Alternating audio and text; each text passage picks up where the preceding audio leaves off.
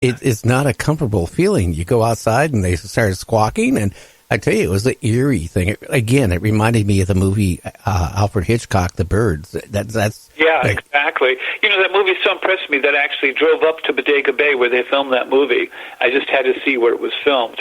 And it really is kind of a creepy place. Well, it was when I was there because it was foggy. It was on the coast and north of San Francisco. And great setting for a movie, I'll tell you, like The Birds. But, the Mothman seems to notice you noticing it, and it doesn't seem to like it. And when people do notice it, they get these strange phone calls that are all squawks and squeaks and noises. One even reported the sound coming from the drain of their sink. Ooh. Yeah, and so that's pretty amazing in itself. And then, of course, we have all these statuary items and images, carved images of this thing. And so, again, it goes back a long ways. What if it is the angel of death of biblical? Maybe what the Bible's calling the angel of death actually is the Mothman. It possibly could. That's one thing I need to do is find out from Tom, his friend, if her friend had any medical problems or anything has happened to her. Just out of curiosity. Right, or anyone around her. I mean, because there is another thing, too. Maybe these things are from the future. Maybe they know what's going to happen because they came back into the past. We say UFO. Maybe it's a time-traveling UFO. I mean, several physicists say that it's quite possible that this could be what it is, and some say that, that probably could be what it is.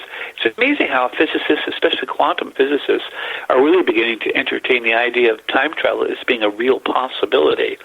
But the flip side of it is they're not seeing the future. They're not harbingers of death in that sense. They're just coming back to view a major event in history. For all we know, they could be the historians of the future, and they're just really rather ugly creatures. Oh, well, on the other hand, maybe we had a nuclear war and they mutated to what they are, humans. Who knows? Yeah, there you go. Or maybe they're not human to begin with, or maybe they're another species that arose long after we disappeared. I mean, the Earth is 4.5 billion years old, and if we die out, say, in the next 2 or 3 million years, another species could evolve, and it may just look like the Mothman. Yeah, one thing I was just reading while we're talking, this trucker in Eugene said when he saw this Mothman staring at him, he said it looked like an ugly man at first. And then he said he noticed the glaring red eyes. And then he noticed it was uglier than the actor that played Jeeper Creepers, dressed up as whatever that was.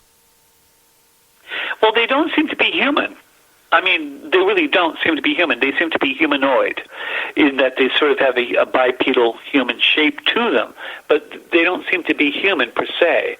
I mean, again, ancients refer to them as demons. I mean, it's probably no accident that in the movie The Exorcist, it was that particular demon that they picked. And again, in Western culture, civilization, we depict the Satan, Lucifer, very much that way. Leathery wings, cloven hoofs, glaring red eyes. I mean, the strange face. Remember, the one witness said that it looked like it was shaped like the spade on a playing card. This all sounds very, very repetitive throughout our history. So, is it someone hopping back and forth through time? Or is it some other kind of cryptid that lives here naturally, if one could call that natural? Or is it some kind of trans-dimensional creature? Or is it from a UFO from another place where gravity is much lighter and it evolved? And it just looks ugly to us because it basically isn't human. And we're trying to force it to be human. And so we look at it and we think of it as like your trucker said, a really ugly guy.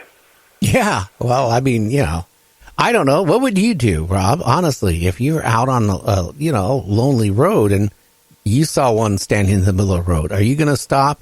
Are you going to swerve?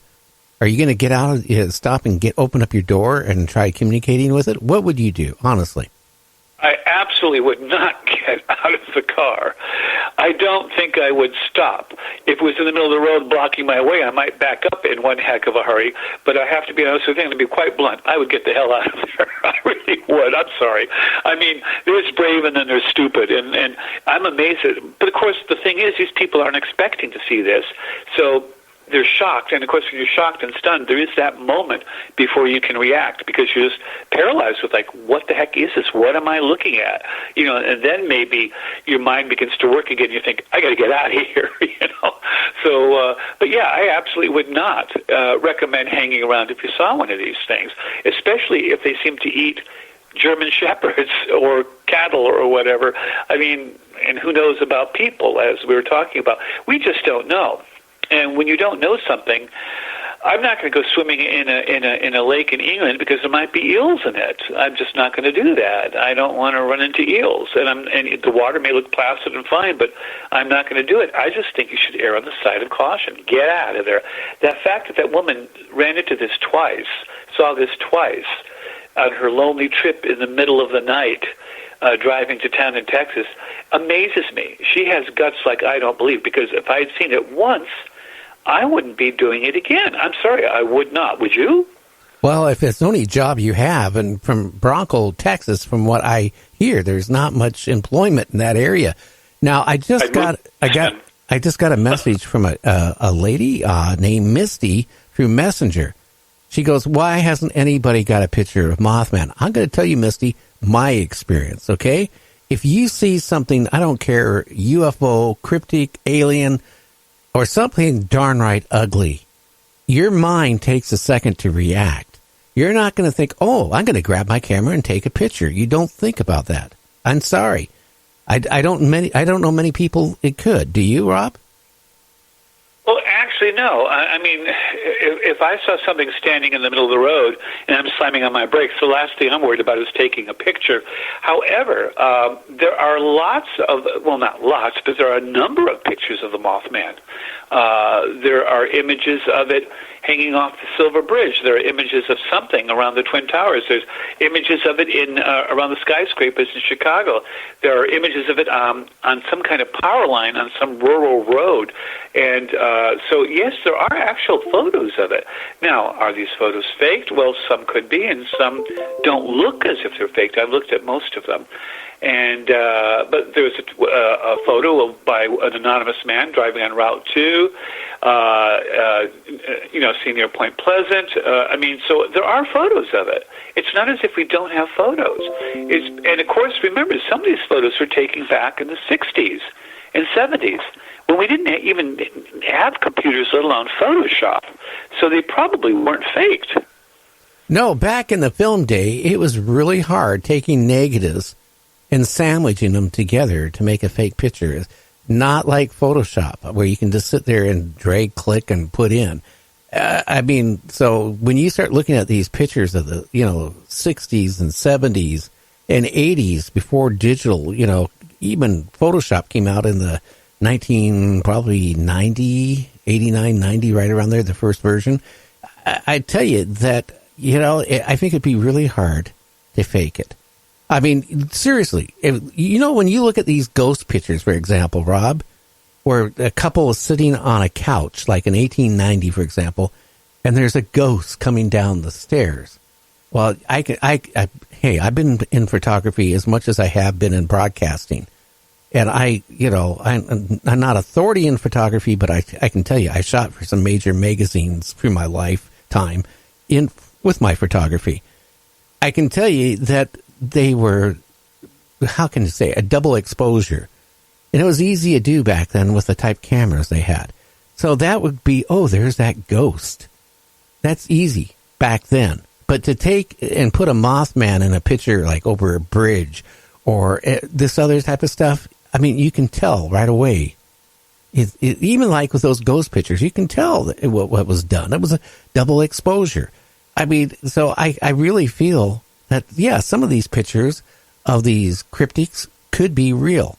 Then on the other hand, there's a lot of them that are naturally people wanting their 5 minutes of fame, coming out with a picture that they photoshopped. That's the problem with in this day and age and it always has been a problem. The fairies at the bottom of the garden in England back in the early turn of the century turned out, they thought it was really photographs by two young girls who took the pictures, and they swore it was. And this went on for years. And even Sir Arthur Conan Doyle and Harry Houdini of very famous people went and interviewed the kids and believed the kids were telling the truth. I'm not sure about Harry Houdini, but Sir Arthur Conan Doyle did. And then, of course, on her deathbed, the one sister said that, no, they had faked the pictures. So, and actually I saw the photos, and they did look a little fakey. They just looked just too perfectly like paper cutouts. So, but yes, double exposures are fairly easy to spot. I mean, you can discount those pretty well. I actually have seen photos of something that looked like ghosts that were not faked, because I know the person who took them, when they took them, and how they took them. And that was at a place in Casadega, Florida. And it was amazing. It was all these people on a veranda, and they looked like they were from the 1800s or early 1900s, women with their hairs in a bun and men with handlebar mustaches. Very vague and blurry. It was almost like it was chaotic, but you could clearly see these faces of people on this veranda, and yet there was no one on the veranda when the picture was taken. I know that as an absolute fact. There was also a figure of a person up on the roof of the building by a street light, which was shining right above it, and the person was wearing a jacket, sitting sideways. You could clearly see it, and yet there was no person there. I would swear on my life that there was no person there when that picture was taken. So, I mean, yes, there's a lot of hoaxes out there, but I think there's also true photographs as well. Oh, there is. James, right, who's with us right now, he took a picture back, I think, about 2 years ago or 2.5 years ago. Wasn't it in the cemetery and a ghost behind a tree or something? Yeah, matter of fact, that was 2018, October 10th at 10:30 at night in Medina, Ohio Cemetery. Yeah, actually, I used that picture as the cover for one of my paranormal groups. But, yeah, I had seen this spirit. He was like ducking in, like Bigfoot does, side to side from a tree. And I just asked him, hey, can I take your picture? And he walked out, stood there. I couldn't believe it, took the picture. But even at that, I've took several pictures of spirits, and usually sometimes they just don't show up. But to my amazement, it was bam, right there. I was blown away by it. And that's probably the best picture of a spirit. It is the best picture of a spirit I've ever caught. Thank you, James. I'm amazed that you could take that picture and sound so blasé about it. I think if I saw a ghost in front of me like that, I'm not sure what I'd do, but I'm not sure I'd think about the camera, to be honest with you. Let me I mean, I love to research this stuff, but it's like researching nuclear physics. You may want to research the subject of it and learn more about it, but you don't want to die of radiation poisoning in the process. Well, I've been seeing spirits since age 3, so I'm like numb to them. Wow. That's why. Wow. So yeah. you think you have a talent for this? I don't know what you might call it, but I've seen them. I see them all the time. But it's been like that all my life. I don't know. People say they like to put categories and titles on you. I don't know what it is. I just learned to deal with it. Now, James is special. I have this thing about on my show. I don't bring mediums on my show very often because I've been burnt. I've been doing this since 1976, and I would say 99.9% of the psychics and mediums I have had on my show, honestly, I wouldn't rely on anything they said as much as a $7 bill. I agree with you. I have to agree with my experience, too. James is weird. I can honestly tell you, I will talk to James quite often, because he's part of the show. And I come up with something, and, at the same time I'm coming up with something, he's come up with it. It's like he thinks of something, I get the message, or if I think about something, he seems to get the message. And I've never in my entire life have connected with somebody like this. It's really eerie. It is. It bugs me. I like to scare people sometimes. Well, you do, but do I ever scare you? Because all of a sudden I'll start talking, and I was just thinking about that, and then you go on to what I was thinking, and then or it's reverse. You start telling me something, and I already know exactly what you were thought of. It's just weird. It is weird. You scare me all the time. I always say you're the most psychic person I know. You scare me more than anybody. I don't know. Maybe I've been doing this show too long. Now, hey Rob, our time is almost up. Can you hang on for another, after the break here in a couple minutes? Can you hang on for another 15, 20 minutes? Or Sure. That's great. So if you have any psychic questions for $9.95, James will answer them for you. I don't know. No, please. I do for free. Well, again, okay, what do you, okay, is a Mothman occur?